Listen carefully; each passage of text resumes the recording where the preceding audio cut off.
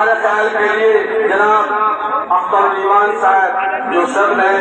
IMF کے اتحاد کے اور ہمارے معزز MLA بھی ہیں، میں گزارش کروں گا کہ 1 سے 1.5 منٹ میں ہم لوگ اپنی بات پوری کریں تاکہ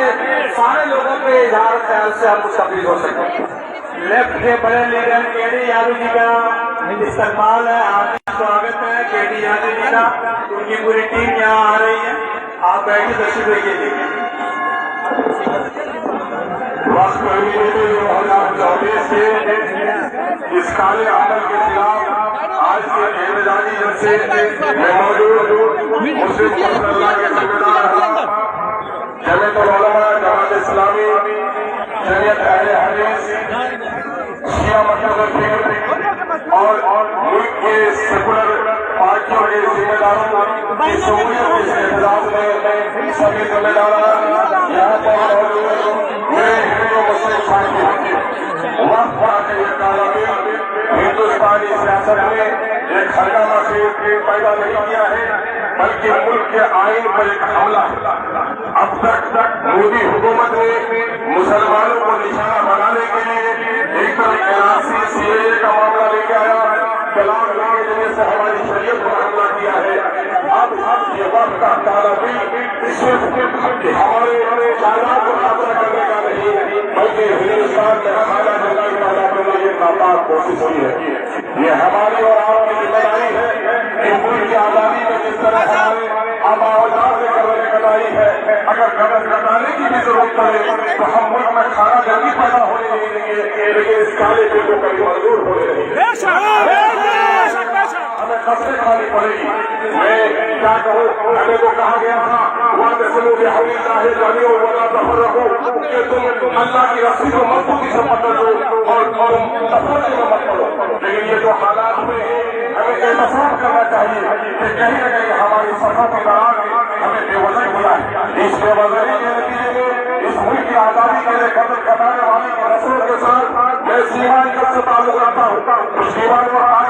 کا بٹوارا ہندوستان اور پاکستان کے روپ میں کیا تھا، میرے پائے دادا نے اسے قبول نہیں کیا تھا، بلکہ سیمان جب وہ پٹی ذرا سی کروٹ لیتی تو پاکستان کا حصہ ہو سکتے تھے، لیکن ہم نے اس ملک کو اور آئے وہ سیمان جب کیا بٹی پاکستان میں بدل جاتی تو ملک کا جو ٹکڑا ہے بھارت کا بھی ہو جاتا۔ بھارت کو مسلمان بنانے کے لیے، بھارت کو مضبوط بنانے کے لیے ہم نے خودرادی کی ہے، لیکن جو لوگ انگریزوں کے قدم اٹھا کرتے تھے وہ لوگ آج ہمارا دنیا اٹھا رہے ہیں۔ میں یقین جانیے آج ہماری باری کو نشانہ بنایا جا رہا ہے، ہماری ٹوٹی کو نشانہ بنایا جا رہا ہے، کہتے کہ حجاب کھائے جا رہے ہیں، وہ سارے عمل جس سے فقہ فیصلوں کو مختلف کیا جا سکتا ہے وہ سارا کر رہے ہیں۔ لیکن میرے نوجوانوں اور عزیزوں، اگر یہ کالا قانون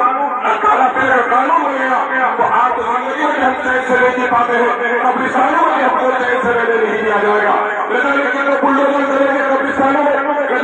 خانقاہیں برباد کی جائیں گی، مچھر بتانے لگیں گے، ہم سب کچھ کر سکتے ہیں لیکن ہم اپنے مذہبی عمل سے دستاویز نہیں ہو سکتے ہیں۔ یہ بات میری سوال کو، یہ بات جنرل مولوی صاحب کو اور جناب اعظم صاحب کو بھی کہنا چاہتے ہیں۔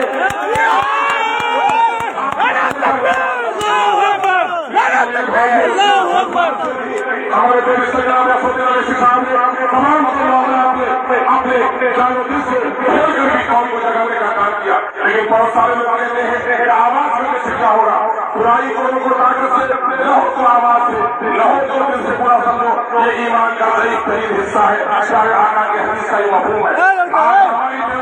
ہوئی ہے کہ ابو معاصر صاحب خلافت کی بربادی کے بعد ہندوستان نے ایک خلافت کو قائم کرنے کی کوشش کی تھی،